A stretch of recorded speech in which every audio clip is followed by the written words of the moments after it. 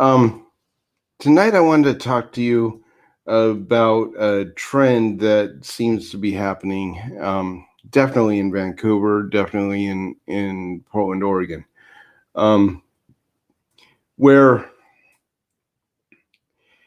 companies are actually overlooking their own policies to push a woke agenda. More specifically, and my favorite arch nemesis, Citran, their their ranking officials are telling the drivers um, not not to push for the fare on the bus. Other things like the they've always had a long-standing policy of having headphones if you wanted to listen to music. Otherwise, you had to turn off your music. Um, part of the reason that I wanted to bring this up is because my wife and I were on the bus tonight, and this Zoomer punk piece of woke shit was was playing this garbage um, that I definitely didn't like. That was part of the reason that I spoke up, but also I need to hear the bus telling me what stop I'm at because I can't see it. So I tell him I need him to shut it down. I need him to use his headphones. He turns it up. And then I go, "Sir," and maybe this could have been handled a little bit differently, but I actually wanted to provoke him. "Sir, if you do not turn that shit off, I will shove it up your fucking ass." And he goes, "Are you threatening me?" I smile and say, "Hell yes." And then that becoming a big altercation. My wife speaks up and goes, "Please turn it off. My husband's blind. He needs to be able to hear the bus or the bus stops." He goes, "Oh, so what are you going to do? You're blind. You can't see me." Like, um, you really shouldn't be underestimating me. And finally, he shuts it down. He goes, "When you said that, I was in the process of shutting it down." No, you actually turned it up, but he said that he was in the process of turning it down. Then he gets up, gets behind me by a seat or two, um, and says, "I really don't want to kick a blind man's ass." I really wanted him to throw a punch. I really did. Um, People don't realize what you actually gain when you lose your sight, but I'm very good at catching a punch for an arm bar, breaking that arm, and using that arm to strangle somebody. And that's what I was planning to do. I really, really was hoping that he would do that. Anyway, um, apparently, the bus drivers, according to my wife, are voicing concerns where these senior bus drivers, these bus drivers that have been driving for 17 years or longer, about to retire, um, are being told that they can't. They get disciplined if they uphold the rules on the bus. Apparently, it's bad customer service to require somebody to pay a fare. Excuse me? Bad customer service to require somebody to pay a fare. You're not a customer until you actually paid that fare. Or is that completely escaping me? Please let me know in the comments, because that one's like really yeah, I'd really like to know where you stand on that one. But they're getting disciplined for saying anything against the customer or the passenger. Let's call them passengers, because most of them these days don't pay, and it's very evident that they are taking advantage of that. If you are a driver and you're voicing any concern about behavior or whatever, you're automatically reprimanded for disciplinary action because you're exhibiting bad customer service.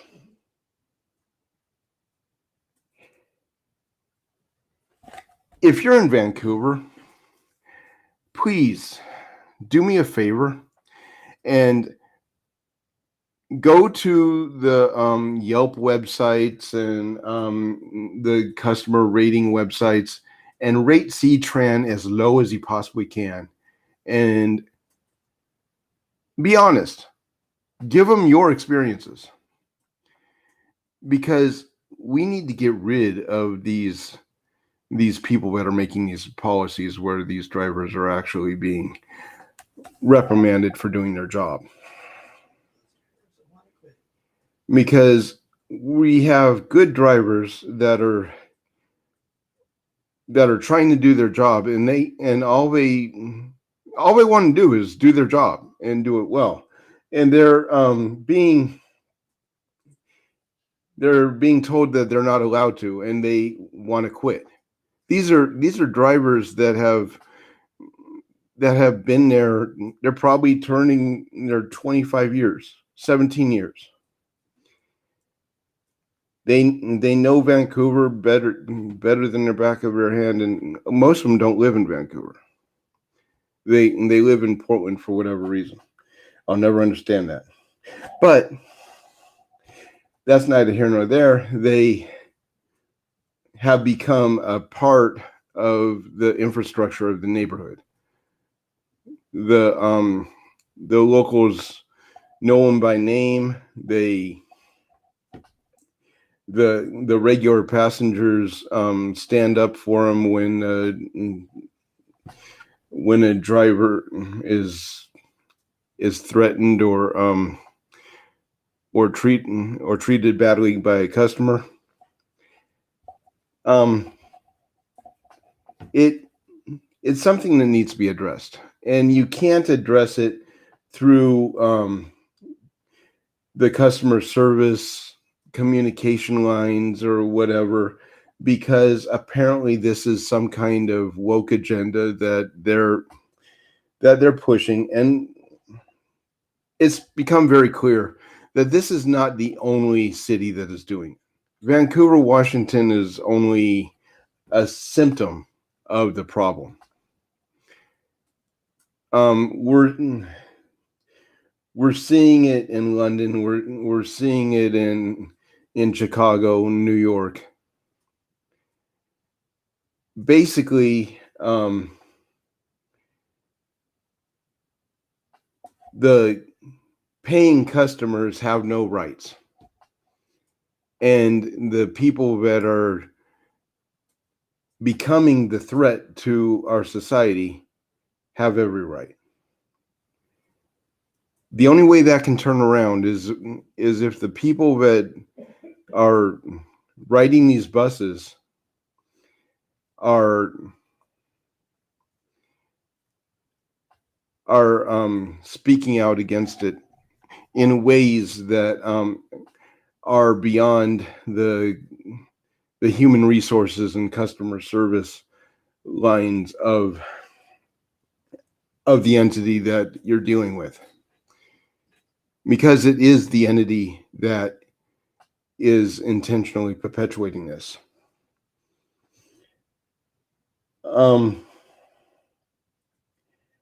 A couple weeks ago, and I didn't put anything. I didn't put any weight on it.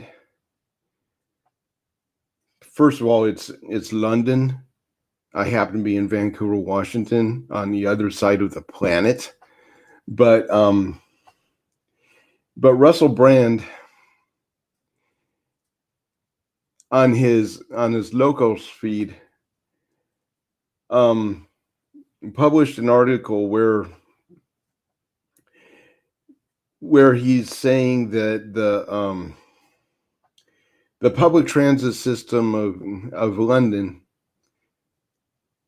has become completely free. Okay, on the surface, that sounds great to anybody that rides the bus.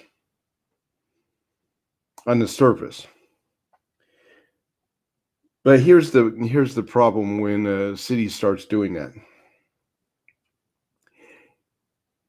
You're attracting people that don't have shelter, that are using the buses as shelter. They're not clean. They leave the trash behind. I'm talking used needles, whatever's in their pockets. It becomes a health hazard. Because if they don't have to pay, they do not need to get off of the bus. And this time of year, it's raining 24/7 in London, England. So these homeless transients are, that, by the way, are mostly illegal, are using the bus system, similar to the way homeless have in New York on the subway system, and Chicago, and in Portland, Oregon on the Max, for the sole purpose of shelter.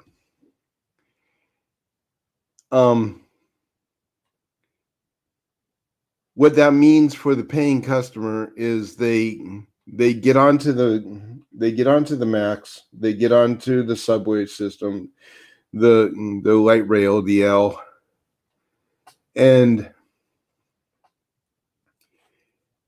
they're immediately overcome with the smell of urine, the smell of human feces, wet dog, because for some reason homeless always have a dog, and the city doesn't keep up on it. The transit system can't stop the line every single time somebody does something on the bus. They don't even notice sometimes. And then you have an era of complacency that comes with it, because people become conditioned to just accept that all this weird stuff is going on these transit systems. The Chicago and New York transit systems are actually famous for women being raped in plain sight on the buses. And that was back in the 90s. So I don't know what it's like now, but I think my point's being made. This is a woke agenda that is intended to condition people to accept the worst.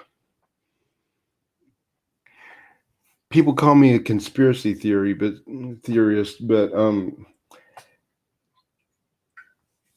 honestly, if you look back on the older podcast episodes, everything that I've predicted has come true so far. I'm batting 1,000% so far. So that's not to brag. It's just the fact that I'm using common sense. I'm using a basic algorithm of how humans work, and I'm reconstructing the crime scene one step at a time. Before you even see the podcast. And it tends to work. You can use the same method to figure out who's going to be the next president of the United States, which horse is going to win the Kentucky Derby. It's not infallible, but it's definitely more accurate than a general hypothesis. So, where does that take us? What is the end game of this socialist agenda that is so destructive, intentionally destructive, mind you, that we are supposed to just look the other way when these criminals come on to our public transit system and the drivers can't do anything. I've noticed that we aren't actually seeing security on the major lines anymore, which is actually kind of disturbing.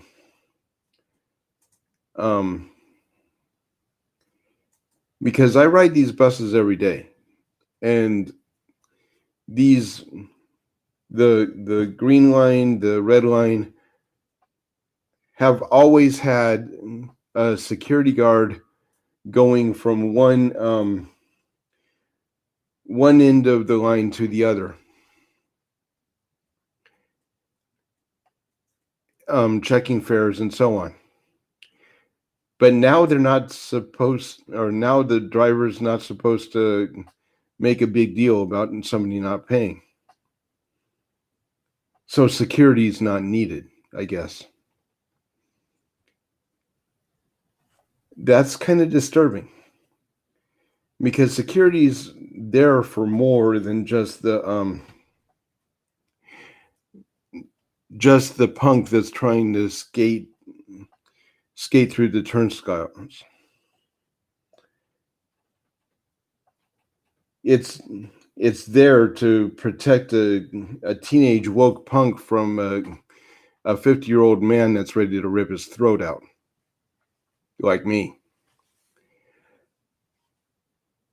And honestly, I don't see a loss in or to society with the death of a woke kid at all. So I was actually really looking forward to into breaking every bone in that kid's body by the time the cops get there. It really was. But he took for granted that that would be a disadvantage. And he backed down, making the excuse that he didn't want to beat up a blind man. But man, I wanted to beat the shit out of him. Anyway, guys, this is something that isn't as prominent in the news as a lot of the stuff that we talk about, but it is definitely a trend that's damaging to society. For one thing, Vancouver has voted down an extension of the yellow line max, which is the light rail in Portland, across the bridge in downtown Vancouver for the past 20 years. And the reason Vancouver's always voted it down is because the small business owners in downtown Vancouver got it in their head that the yellow line coming to Vancouver would bring in more crime. And yet they're not actually arguing that the bus drivers allowing transients onto the bus without checking fare or enforcing fare isn't encouraging more crime. Just something to think about. I know this is a local story that well, most of my viewers right now are coming out of Poland and Ireland, so I'm sure you guys can relate. But for the few that actually do watch this podcast in America,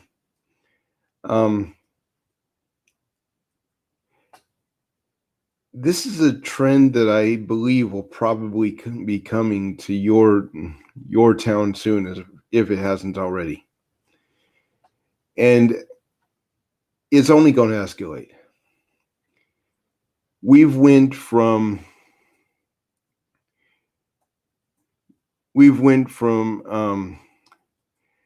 maybe one or two homeless camps in Vancouver to at one point a tent on every street corner. In fact, they pitched their tent right below a sign that says no trespassing. That's how bold they actually are. So it is an issue that you might want to kind of nip at the butt if you can, before it actually becomes a problem. I'm Anatoly Anatolisova. This is Patriots Must Rise. Please like, subscribe, live free, die well. But most of all, love your neighbor as Christ has loved you.